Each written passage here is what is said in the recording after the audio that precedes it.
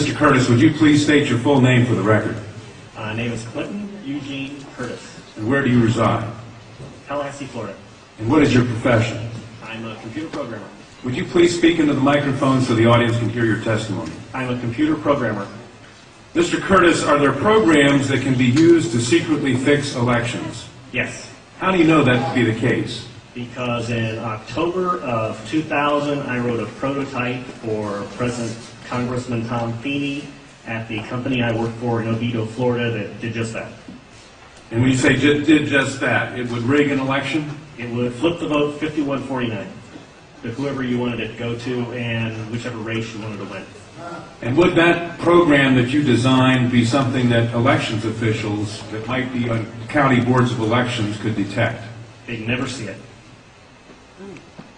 Mr. Would you answer that question once again?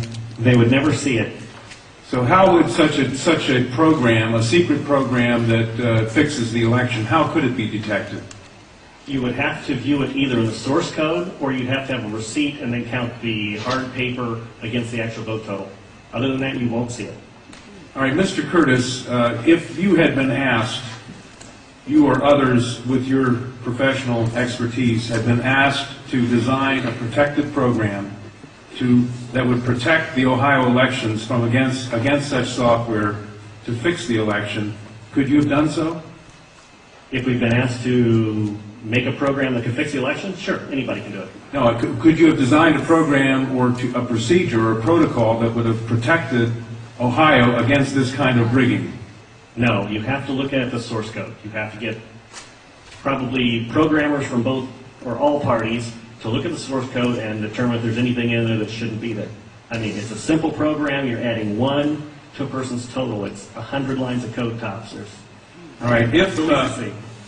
Are you aware of whether there was any protective action in Ohio against this kind of vote rigging through software?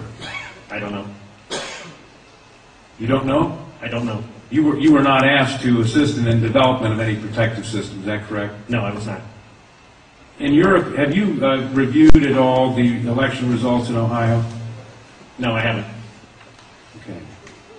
Given the availability of such vote rigging software and the testimony that has been given under oath of substantial statistical anomalies and gross differences between exit polling data and the actual tabulated results, do you have an opinion whether or not the Ohio election, presidential election, was hacked? Yes, I would say it was. I mean, if you have exit polling data that is significantly off from the vote, then it's probably hacked. And your testimony is under oath? Yes, sir. And the testimony you've given is true? Yes, sir. Thank you.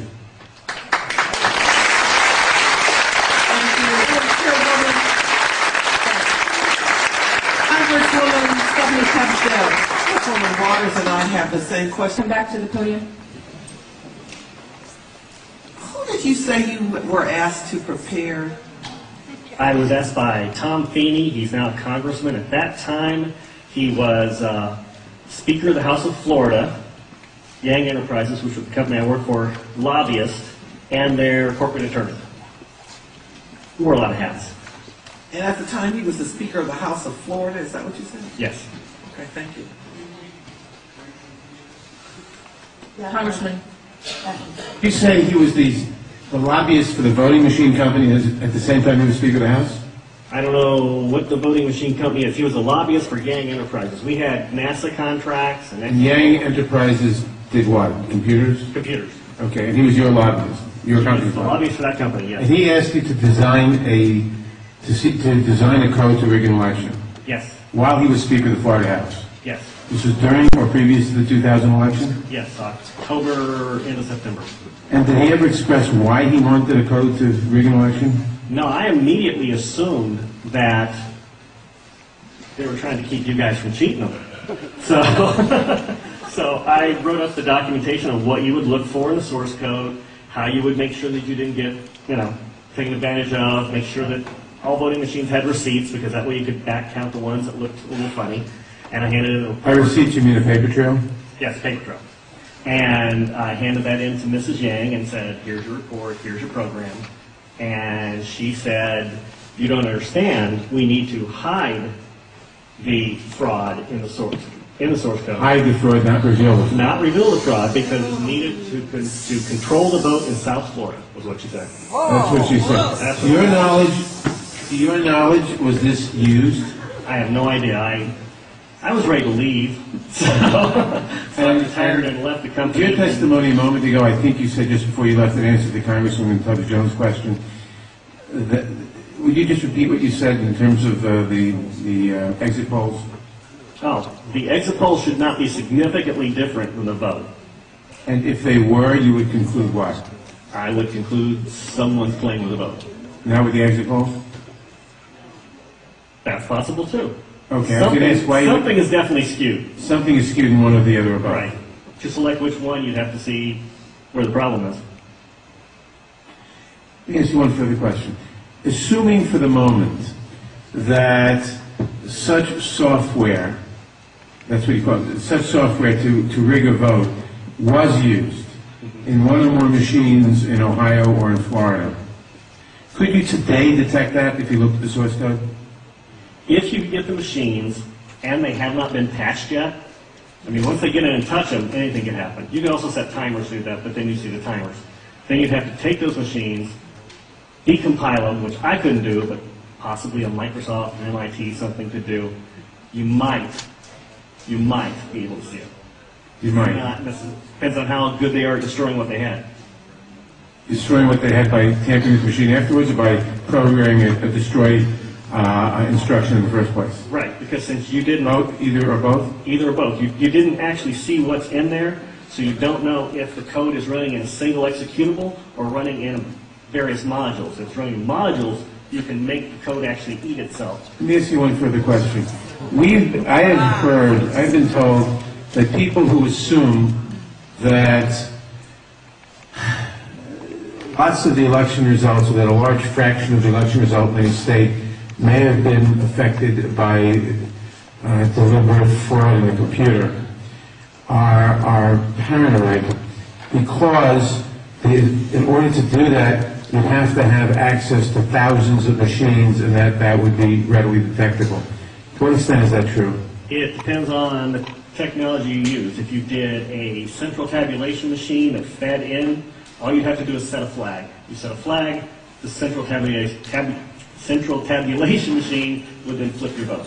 So so one person putting in bad code in a central tabulation machine can affect thousands and thousands or tens of thousands of votes. Right, and you could activate either automatically, or you could make it so that there's code existing on like an electronic machine that feeds it, where you would punch it in, it would set the flag, the server would see the flag, and then... And if you had a recount, and there were no paper trail, would that be, assuming that had happened, would that be revealable by seeing a discrepancy between what the central tabulator showed and what the individual machines, which had not been tampered with, showed? Not if I wrote it. Why not? In other words, I would make it match. You could work back from the tabulator to the individual machines, so that the tabulator would tell the machines to switch their results? Yes, it talks both ways. You can flip it to whatever you need. And they actually do talk to each other, the machines As long and as the it's tabulator. hooked up, as long as it's networked together, they can talk to each other. So in other words, there's absolutely no assurance whatsoever on anything with regard to these machines. Absolutely none, unless you look at the source code and make sure it's safe before it goes in. Thank you very much. Thank you, Congressman Mathers. I know that Congresswoman Waters has a question, then Senator Miller, and then Congresswoman Stephanie Tubbs Jones. This will only take a moment if you would come back to the... I'm new at this. As you know, there has been a lot of discussion about, I think it was Diebold Company, their relationship to the president and the administration, and supposedly comments about helping to ensure that the president was reelected. In your world, in your environment, have you heard any of this kind of discussion? Do you know people for Diebold? Do you have any sense of any actions that may have been taken? I don't know anything about that at all. Thank you. Sorry. Senator Miller? Thank you, Madam Chair. Sir, I suspect people will attack you in terms of your credibility. Could you restate once again your credentials? I'm a programmer. I worked for NASA, worked for ExxonMobil, worked for Florida Department of Transportation, and other elements of my story, because this company, well, let's get into it. Why not? This company also, they have NASA contracts, and they were basically downloading tons of information, I mean gigabytes worth, and handing off to this little Chinese guy named Henry Newt, and it didn't seem right, and he was hacking things, and I wrote a program for DOT that allowed contractors to send their information into DOT, and he was kind of the quality assurance guy for software. He put a wiretapping module in the program that went out to the contractors so that it actually sent everything they sent back to Yang. So I reported all this, and just last March, I think, he was arrested for attempting to send anti-tank missile chips to the capital of Communist China. So, if that's correct, this is such a small thing. Of course, I think he only got a $100 fine. And no time. Thank you. Congresswoman Stephanie Tubbs Jones. Thank you. Thank you. We are now going to